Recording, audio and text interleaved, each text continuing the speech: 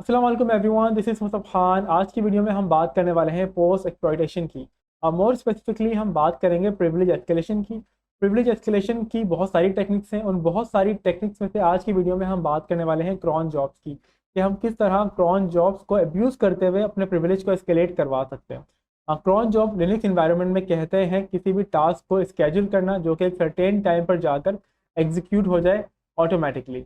ये काम हम किस तरह करवा सकते हैं, सबसे पहले ये हम आज की वीडियो में देखने वाले हैं। और उसके बाद अगर कुछ कंडीशन हमारे फेवर में हो तो हम किस तरह क्रॉन जॉब्स को अब्यूज़ करके प्रिविलेज एस्केलेट करवा सकते हैं। तो चलिए स्टार्ट करते हैं।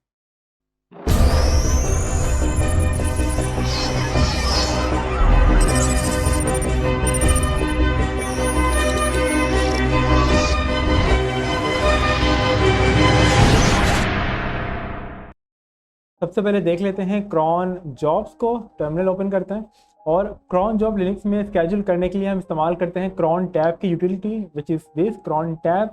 और डैश एच से हम हेल्प मेन्यू देख सकते हैं। और यहाँ पे डैश ई स्विच के साथ हम कोई भी अगर हमने टास्क स्केड्यूल करवाया हुआ है तो हम उसको एडिट करवा सकते हैं। लेट्स से हम यहाँ पे टाइप करते हैं डैश ई। अब हम यहाँ पे जाके कोई भी एंट्री क्रिएट करवा सकते हैं। अगर हम कोई टास्क यहाँ पे स्केड्यूल करवाना चाह रहे हैं तो वो हम यहाँ पर करवा सकते हैं इस पैटर्न को फॉलो करते हुए। हम इस पैटर्न की बात बहुत डिटेल में नहीं करेंगे, बट इतनी बात करेंगे जितनी बात हमें इस पूरे सिनेरियो को समझने के लिए काफ़ी हो। जैसे कि यहाँ पे एक पैटर्न दिया हुआ है कि इस कमांड ने, जो कि बिल्कुल लास्ट के अंदर डिफाइन की हुई है, ये कमांड कब एग्जीक्यूट होनी चाहिए। उसके लिए यहाँ पे मेंशन किया हुआ है फर्स्टली कि कितने मिनट पे ये कमांड एग्जीक्यूट हो। लेट्स से हम कह रहे हैं एस्टेरिक्स, विच मीन्स कि ये हर मिनट पे ये कमांड एग्जीक्यूट होगी, जो भी हम यहाँ पे मेंशन करेंगे। उसके बाद एच मेंशन किया हुआ है पैटर्न के अंदर, विच इज़ आवर, कि हर घंटे की हर मिनट पे इस कमांड को एग्जीक्यूट करवाना है, तो हम एस्टेरिक्स मेंशन करवा देते हैं। इसी तरह हम चाह रहे हैं कि डे ऑफ मंथ, मंथ और डे ऑफ वीक, तमाम डे और हर मंथ के हर वीक में जाके हम इस कमांड को एग्जीक्यूट करवाना चाह रहे हैं। तो हम यहाँ पर कोई और वैल्यू डिफाइन नहीं करते। चीज़ों को आसान रखने के लिए हम एस्टेरिक्स मेंशन कर देते हैं, विच मीन कि अब ये कमांड है वो कि हर मिनट में, हर घंटे की हर एक मिनट में जाकर एग्जीक्यूट होगी। मतलब हर एक मिनट के बाद जाके इस कमांड ने एग्जीक्यूट होना है, इस पैटर्न ने। तो मैं आसान रखने के लिए फ़िलहाल इस चीज़ की बहुत डिटेल में बात नहीं कर रहा, ताकि हम अपने प्रिविलेज एस्केलेशन की तरफ ज़्यादा बेहतर और जल्दी से आ जाएं। और यहाँ पे हम मेंशन कर देंगे अपनी कमांड। लेट से हमने यहाँ पे कह दिया, एक फ़ाइल डिफाइन कर दी, जो कि फ़ाइल हम यहाँ पे क्रिएट करवा रहे थे। हमने कहा टच और रन डॉट एस एच, कहा रन डॉट एस एच, और यहाँ पर हमने डिफाइन कर दिया कोई भी बैश की फाइल।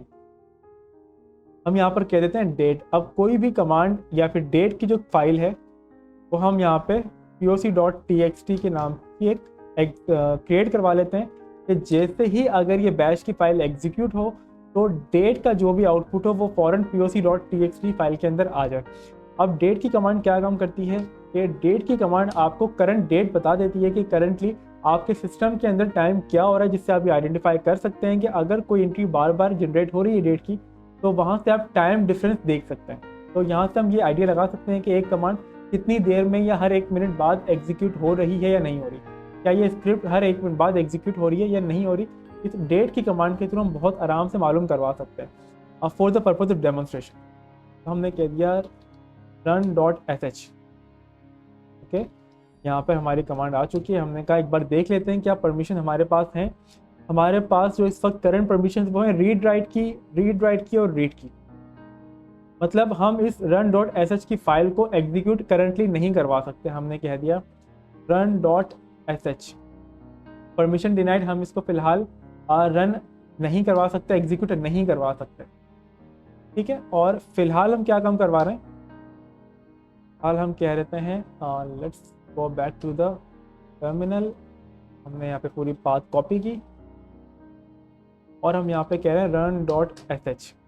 अब यहाँ पर हमने एक पूरी पाथ मेंशन कर दी है कि हर एक मिनट बाद जाके क्रॉन जॉब्स के अंदर ये कमांड या ये जो हमने रन डॉट एस एच की फाइल क्रिएट की है ये ऑटोमेटिकली एग्जीक्यूट हो जाएगी।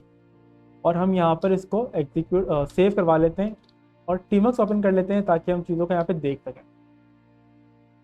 और हम यहाँ पे देख लेते हैं कि यहाँ पे कोई poc.txt की फाइल एक मिनट के बाद जनरेट हो रही है या नहीं हो रही।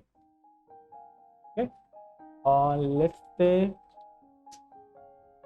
यहाँ पे जैसे ही कोई फाइल क्रिएट होगी तो हम दोबारा से एलएस करके देख लेंगे। तब तक मैं एक और चीज़ आपकी नॉलेज में ले आऊँ कि यहाँ पर क्रॉन टैब जब हम यूज़ करते हैं तो क्रॉन टैब के अंदर एक स्विच है डैश यू का, जो कि आई थिंक हम डैश एच से भी देख सकते हैं।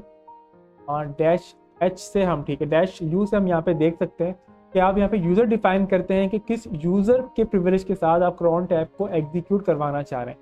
जब आप नॉर्मली क्रॉन टैब टाइप करके डैश ई टाइप करते हैं तो जो भी आपका करंट यूज़र है, आप करंट यूज़र के प्रिविलेज के साथ ही क्रॉन टैब को ओपन करते हैं और आप अपनी कोई भी एंट्री यहाँ पर ऐड करवाते हैं। ये मैं आपको क्यों बता रहा हूँ ये हम थोड़ी ही देर में देख लेंगे। लेट्स से कि यहाँ पे आई थिंक हमने कोई मिस्टेक तो नहीं की। run.sh date poc.txt let's confirm cron tab -l। ठीक है, L से हम ये देखते हैं कि कौन कौन सी एंट्रीज हमारे पास क्रॉन टेबल के अंदर मौजूद हैं, या जो जो हमने एंट्री पहले करवाई हैं क्या वो यहाँ सिस्टम में मौजूद हैं या नहीं मौजूद। तो यहाँ पर ये सिस्टम में मौजूद हैं, तो लेट्स से कि ये एक सर्टेन टाइम के बाद एग्जीक्यूट क्यों नहीं हो रहा है। ओके, temp poc.txt यहाँ पे इस तरह की कोई फाइल नहीं है। अब एक काम करते हैं, यहाँ पर इसको एक परमिशन दे देते हैं, change mode plus execute run.sh। Okay, अब इसके पास करंट फाइल को एग्जीक्यूट करने की परमिशन सेट हो गई है। तो होपफुली यहाँ पर फाइल परमिशन के जो मामलात हैं वो भी क्लियर हो जाएंगे कि अब इस फाइल के पास रीड राइट एग्जीक्यूट मतलब जो भी फाइल है उसको हम रीड भी कर सकते हैं, राइट भी कर सकते हैं और एग्जीक्यूट भी करवा सकते हैं। करंटली इस फाइल के पास तीनों तरह की परमिशन सेट है। अब देख लेते हैं यहाँ पे। अब जैसे ही 1 मिनट पास होगा तो फौरन ही हमारे पास poc.txt की फाइल क्रिएट हो जानी चाहिए, run.sh। ओके, तो मैं एक्सपेक्ट ये कर रहा हूँ कि यहाँ पर फिलहाल कोई मिस्टेक नहीं है, तो होपफुली यहाँ पर एक टेम्प में poc.txt की फाइल को क्रिएट हो जाना चाहिए 1 मिनट के बाद। तो वो हम मॉनिटर करते रहते हैं। ठीक है, जब तक यहाँ पे 1 मिनट पास हो रहा है तब तक हम एक और चीज़ देख लेते हैं कि यहाँ पे टाइम हो रहा है 46, तो एक्सपेक्टेड है कि 47 मिनट पे यहाँ पर एक फ़ाइल क्रिएट हो जाएगी। तब तक हम देख लेते हैं एक और चीज़।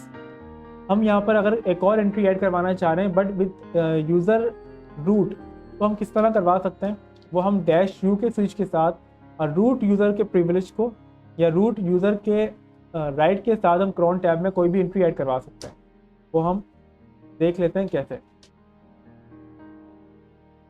हमने कहा डैश ई से हम कोई भी एंट्री ऐड करवा सकते हैं। ठीक है, अब यहाँ पे हम कोई भी एंट्री ऐड करवाएंगे तो वो रूट प्रिविलेज के साथ ही एग्जीक्यूट होगी, फाइल या कोई भी कमांड। देख लेते हैं हम यहाँ पे टाइम 46।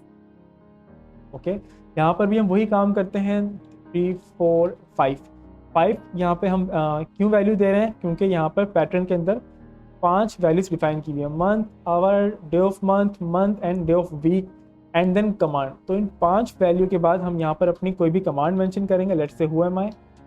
अब इस who am I को मैं यहाँ पर ऐड करवाना चाहूँ रूट फाइल .txt, तो इसको भी हर 1 मिनट के बाद एग्जीक्यूट हो जाना चाहिए। लेट्स से हम यहाँ पर अपेंड करवा देते हैं इसको कि जितनी बार एग्जीक्यूट होगा वो न्यू एंट्री फाइल में ऐड होती रहेगी। और हम यहाँ पे देख लेते हैं क्रॉन टैब को -l करके यहाँ पर ये एंट्री यहाँ पर मौजूद है, विच मीन्स के हमने यहाँ पे एक एंट्री सक्सेसफुली ऐड करवा दी है 47। लेट्स से अब यहाँ पर एक फाइल क्रिएट हो चुकी है poc.txt। देख लेते हैं poc.txt के अंदर क्या है। poc.txt के अंदर यहाँ पे 2 एंट्रीज आ चुकी हैं डेट की, जो कि हमने अपने यहाँ पर डिफाइन की हुई थी, विच मीन्स कि जो हमने यहाँ पे एक क्रॉन की एंट्री ऐड करवाई थी क्रॉन जॉब के अंदर, वो सक्सेसफुली ऐड हो चुकी है। अब फिलहाल देख लेते हैं अपनी रूट की फाइल। रूट फाइल के अंदर हमने मेंशन किया हुआ था कि यहाँ पर एक फाइल और क्रिएट हो जानी चाहिए, विच मीन्स root_ फाइल, और यहाँ पर हमने देखा था who am I की फाइल। तो who am I के अंदर रूट यूज़र की प्रिविलेज के साथ ये कमांड एग्जीक्यूट हो रही है और हमें यहाँ पर रिस्पॉन्स मिल रहा है। अब जो क्रॉन जॉब में प्रॉब्लम क्रिएट होती है वो इसी वजह से होती है कि अगर कोई ऐसी फाइल जहाँ पर आप कोई भी एडिट या फिर कोई भी फाइल को राइट कर सकें और भले उस फाइल के पास एग्जीक्यूट की परमिशन ना हो, तो वो क्रॉन जॉब की वजह से ऑटोमेटिकली एक सर्टेन टाइम के बाद एग्जीक्यूट हो जाती है। और अगर आप उसके अंदर अपनी कोई भी कमांड ऐड करवा सकें तो आपकी कमांड भी एक सर्टेन टाइम के बाद ऑटोमेटिकली एग्जीक्यूट हो जाएगी। तो अब हम क्या करने वाले हैं, अब हम देखने वाले हैं कि हम ये काम किस तरह करवा सकते हैं। देख लेते हैं इसको। हमने कहा run.sh, हम इसको फिलहाल रिमूव करवा देते हैं, रिमूव run.sh, और cron टैब -e के अंदर जाके इसको हमने क्लियर करवा दिया, विच मीन्स कि अब हमारी cron टैब जो OS बॉक्सेस के साथ OS बॉक्सेस यूज़र के साथ हमने फाइल क्रिएट करवाई थी, एग्जीक्यूट करवाना चाह रहे थे हम cron जॉब की एक्टिविटी को, वो हमने फिलहाल क्लोज करवा दी। अब हम क्या काम करवाएंगे, हम यहाँ पे कह रहे हैं कि एक और फाइल क्रिएट करवाओ सूडो के साथ, और सर्च करवा लेते हैं run.sh। देख लेते हैं फाइल परमिशन क्या है। इस वक्त फाइल परमिशन इसके पास रीड और राइट के हैं, पर एज अ नॉर्मल यूज़र जो कि अगर मैं देखूं तो OS बॉक्सेस के पास सिर्फ रीड के परमिशन हमारे पास मौजूद है, राइट की परमिशन हमारे पास नहीं है। तो सबसे पहले दे देते हैं इसको नॉर्मल यूज़र को राइट की परमिशन, लाइक 766, विच मीन्स के रीड राइट एग्जीक्यूट, और अब हमारे पास रीड और राइट की परमिशन आ जाएगी 6 वैल्यू के साथ। किसी सेपरेट वीडियो के अंदर हम बात कर लेंगे रीड और राइट के या फाइल परमिशन के बारे में, कि ये फाइल परमिशन को हम किस तरह सेट करवा सकते हैं। यहाँ पे हम दे देते हैं run.sh और देख लेते हैं कि अब हम रीड राइट और एग्जीक्यूट की परमिशन करंटली हमारे पास नहीं है। OS बॉक्सेस जो यूज़र है करंट, उसके पास एग्जीक्यूट की परमिशन नहीं है। अब अगर मैं यहाँ पर जाऊँ डेमो के लिए run.sh, और यहाँ पे जाके मैं कोई भी बैश की फाइल में कुछ एडिटिंग करूँ या कुछ चेंजेस करवाना चाहूँ लाइक दिस, और मैं यहाँ पे करवाऊँ exploit.txt। अब मैं यहाँ पे जाके चेक कर लेता हूँ सबसे पहले परमिशन, और परमिशन क्या दिखा रहा है, रीड राइट और एग्जीक्यूट की परमिशन नहीं है। हमने कहा run.sh परमिशन डिनाइड। देख लेते हैं फाइल यहाँ पे, ऐसा ना हो कि फाइल बैक एंड पे कहीं क्रिएट हो गई हो फॉर एनी रीज़न। ठीक है, यहाँ पे किसी तरह की कोई फाइल अब तक क्रिएट नहीं हुई है। स्टार्ट करवा लेते हैं tmux ताकि हम साइड बाय साइड चीज़ों को देख सकें। हमने कहा sudo cron tab -e and -u for root। अब हम यहाँ पे क्या काम करवा रहे हैं, हम cron जॉब के अंदर ये डिफाइन करवाना चाह रहे हैं कि आपने एक बैश की फाइल को, जो कि cron जॉब ज़्यादातर इस्तेमाल होती है वो बैकअप के लिए या कोई मेंटेनेंस की कोई एक्टिविटी होती है उसके लिए, कोई भी ऐसे काम जिसके लिए आपको, जो कि आप बार बार करते हो, आप उसको स्केड्यूल भी करवा सकते हैं अपनी आसानी के लिए। तो ये पाथ हम डिफाइन कर देंगे कि इस पाथ के ऊपर अगर कोई स्क्रिप्ट है run.sh की तो उसे एग्जीक्यूट हो जाना चाहिए। तो run.sh हम कह देते हैं run.sh के अंदर डिफाइन हुआ है temp exploit.txt। अब अगर ये फाइल एक सर्टेन टाइम के बाद, जो कि हर 1 मिनट के बाद एग्जीक्यूट होती है, एग्जीक्यूट होगी तो हमें यहाँ पे उसका रिस्पांस मिल जाएगा। अब क्योंकि करंटली इस फाइल के पास एग्जीक्यूट की परमिशन नहीं है तो हम इस फाइल को खुद से एग्जीक्यूट नहीं कर सकते। यही सेम कॉन्सेप्ट है जो कि हम अक्सर CTF में देख रहे होते हैं जब हम यहाँ पे cron जॉब के थ्रू किसी चीज़ को अब्यूज़ करते हैं, कि हमारे पास राइट की परमिशन तो है बट हम उस फाइल को खुद से एग्जीक्यूट नहीं करवा सकते, हम सिर्फ उस फाइल के अंदर कोई भी वैल्यू ऐड करवा सकते हैं। अब करंट सिनेरियो के अंदर हमने बैश की फ़ाइल ली है, जबकि most of the time CTF के अंदर बैश की फ़ाइल और पाइथन की फ़ाइल या कोई भी सर्वर साइड स्क्रिप्टिंग लैंग्वेज इस्तेमाल हो रही होती है, जिसको आप अब्यूज़ करके प्रिविलेज एस्केलेट करवा सकते हैं। देख लेते हैं टाइम 52, नाउ रिमेनिंग 10 सेकेंड है। उसके बाद हम देख लेंगे क्या ये कमांड एग्जीक्यूट हुई या नहीं हुई temp exploit के अंदर। ओके, ये भी करवा सकते हैं हम bash and run.sh, उसके बावजूद हमें कोई यहाँ पर अच्छा रिस्पांस नहीं मिला है, which is permission denied. Okay, 12:53 which means कि अब यहाँ पर उसूली तौर पे एक फाइल क्रिएट हो जानी चाहिए। देख लेते हैं फाइल का नाम क्या है, exploit.txt, इन केस अगर यहाँ पे कोई मिस्टेक हमने नहीं की तो। ओके, अब यहाँ पे हम देख सकते हैं कि हमें यहाँ पे इस फाइल का आउटपुट मिल रहा लेट्स से कि हम देख लेते हैं कि अब जो फाइल क्रिएट हो रही है वो क्रिएट हो रही है रूट यूज़र के साथ, मतलब इस फाइल को जो क्रिएट कर रहा है वो रूट यूज़र करवा रहा है। तो अब यहाँ पर हम इसको किस तरह अब्यूज़ करवा सकते हैं। इस तरह के सिनेरियो में दो कॉन्सेप्ट होते हैं, दो चीज़ें होती हैं जो आपको नोट करनी चाहिए कि अगर कोई क्रॉन जॉब की एक्टिविटी हो रही है तो हम किस तरह सिस्टम में चेक करेंगे कि यहाँ पे कोई क्रॉन जॉब की एक्टिविटी चल रही है। तो उसकी दो पॉसिबिलिटीज़ हैं। आप सिस्टम में कोई इस तरह की फाइल फाइंड करें जो कि जिस आपके पास राइटेबल परमिशन हो। राइटेबल परमिशन से आप ये आइडिया लगा सकते हैं अगर कोई ऐसी कमांड वहाँ पर मौजूद है जो कि आपको लगता है कि बैकअप ले रही है, इस तरह की कोई एक्टिविटी हो रही है। सेकेंडली, आप इस्तेमाल कर सकते हैं कोई यूटिलिटी जैसे कि pSpy नाम की यूटिलिटी है जो कि आपको बताती है जब कोई प्रोसेस इनिशिएट होता है आपके सिस्टम में, तो आप उससे एक आइडिया लगा सकते हैं कि कौन सा प्रोसेस इनिशिएट हुआ है और कौन सी कमांड एग्जीक्यूट की गई है। वहाँ से आप बहुत आराम से ये देख सकते हैं कि क्रॉन टैब की कोई या क्रॉन जॉब की कोई एक्टिविटी है जो कि एग्जीक्यूट हुई है या नहीं हुई। देख लेते हैं, उसके बाद हम चलेंगे प्रिविलेज एस्केलेशन की तरफ। pSpy okay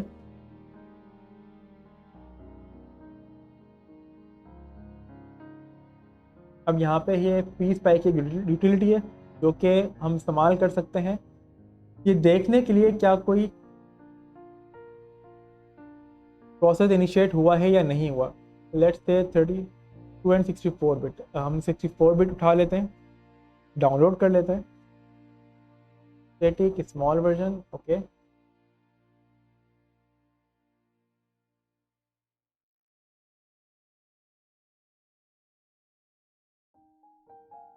pSpy 4 download section के अंदर है pSpy 4। अब चलते हैं अपने पास यहाँ पे और अब चलते हैं डाउनलोड सेक्शन के अंदर ताकि हम इस यूटिलिटी को एक बार देख लें और फिर हम बात करते हैं अपनी प्रिविलेज एस्केलेशन के लिए कि हम इस तरह के सिनेरियो में क्या काम करवा सकते हैं। pSpy एंड लेट्स सी, यहाँ पे कोई परमिशन नहीं है तो हम इसको सबसे पहले परमिशन देते हैं एग्जीक्यूट की। हमने कहा pSpy। इस यूटिलिटी की खास बात यह है कि इसके लिए आपको कोई हाई प्रिविलेज की ज़रूरत नहीं है, आपको रूट प्रिविलेज की ज़रूरत नहीं है इस यूटिलिटी को एग्जीक्यूट करवाने के लिए। आप अपने नॉर्मल राइट्स के साथ भी इसको एग्जीक्यूट करवा सकते हैं। हमने इसे एग्जीक्यूट करवा दिया। अब यहाँ पर अगर 1 मिनट के बाद कोई फाइल एग्जीक्यूट होगी तो आप pSpy के थ्रू देख सकते हैं, मॉनिटर कर सकते हैं, जो कि यूटिलिटी का काम है। अब चलते हैं अपनी इस फाइल की तरफ। अब इस फाइल के अंदर हम क्या दिखाना चाह रहे हैं, हम ये देखना चाह रहे हैं कि अगर हम यहाँ पे कोई मैलिशियस कमांड डालें बैक कनेक्ट करवाने के लिए तो क्या वो रूट परमिशन के साथ बैक कनेक्ट होगी या नहीं होगी। सबसे पहले ओपन कर लेते हैं न्यू टर्मिनल।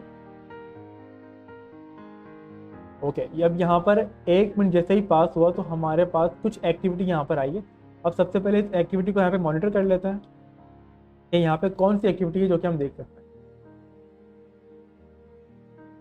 काफ़ी सारी एक्टिविटीज़ हैं। ओके अब इन काफ़ी सारी एक्टिविटीज़ के अंदर जो हमने यहाँ पे एक टर्मिनल ओपन किया है उसकी एक्टिविटी भी आपको यहाँ पे दिखा रहा है। फिलहाल बिल्कुल बॉटम पे चलता है। अब जैसे कि आप देख सकते हैं कि यहाँ पे एक और प्रोसेस इनिशिएट हुआ है जो कि -c के साथ run.sh की कमांड को एग्जीक्यूट कर रहा है, जिससे हमें एक आइडिया हो रहा है कि यहाँ पे ये जो run.sh की फाइल है वो एग्जीक्यूट हो रही है। इसका मतलब ये है कि यहाँ पर कोई क्रॉन जॉब की एक्टिविटी चल रही है। इस तरह आप मॉनिटर कर सकते हैं कि अगर कोई क्रॉन जॉब की एक्टिविटी चल रही है तो आप प्रिविलेज एस्केलेशन के अंदर यहाँ से एक आइडिया ले सकते हैं। ठीक है, तो फिलहाल चलते हैं अपने दूसरी टर्मिनल की तरफ। हम यहाँ पे करवा लेते हैं लॉगिन SSH रूट अपनी एक अटैकर मशीन की तरफ जो कि है दिस वन।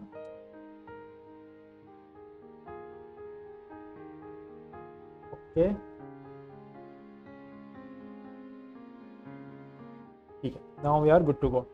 अब हम क्या करवाना चाहते हैं, हमने कहा यहाँ पे -LVP 8000 के बैक कनेक्ट करवाना चाह रहे हैं हम अटैकर मशीन के ऊपर। अब अटैकर मशीन पर हम किस तरह बैक कनेक्ट करवाएंगे, हम वही काम करवाएंगे जो ज़्यादातर हम लोग करवाते आए हैं अपने पास प्रिविलेज एस्केलेशन मेथड के अंदर। CTF के अंदर जब ज़्यादा लोग खेलते हैं तो हम नेटकैट की यूटिलिटी का इस्तेमाल करेंगे।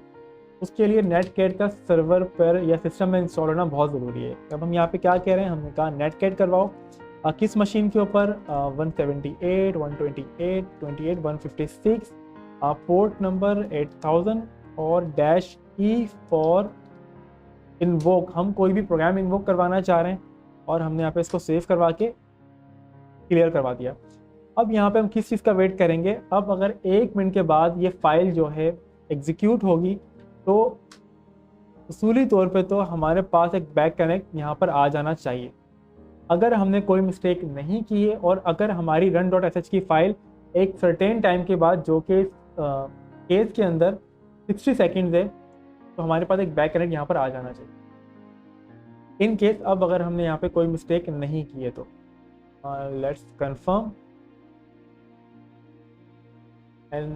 get LVP 8000 once okay let me confirm कि यहाँ पे IP क्या है, config 178 128 28 156 okay there is a mistake mistake यहाँ पर ये है कि यहाँ पर जो यूटिलिटी इंस्टॉल है उसका नाम है NCAT और हमने डिफाइन किया हुआ है कमांड के अंदर NC which is a wrong utility, जो कि करंटली यहाँ पर मौजूद नहीं है। अब आई बिलीव कि हमने यहाँ पे कोई मिस्टेक नहीं की। अब अगर एक टाइम पीरियड के बाद ये कमांड एग्जीक्यूट होगी तो सुलन तो एक शेल हमारे पास आ जाना चाहिए। आई थिंक जो आ चुका है वो एम आई। तो अब हम यहाँ पर अपनी कमांड को एज रूट एस्केलेट या फिर इस्तेमाल कर सकते हैं, जो कि हम सक्सेसफुली अपने प्रिविलेज को एस्केलेट करवा चुके हैं। कंफर्म कर लेते हैं इस पाथ पर जो रखी हुई फाइल है वो रीड करके। कहा रीड करो run.sh को और हम यहाँ पर इस फाइल को रीड करवा सकते हैं। अब दोबारा कंफर्म कर लेते हैं जाके, हम यहाँ पे देख लेते हैं। Please subscribe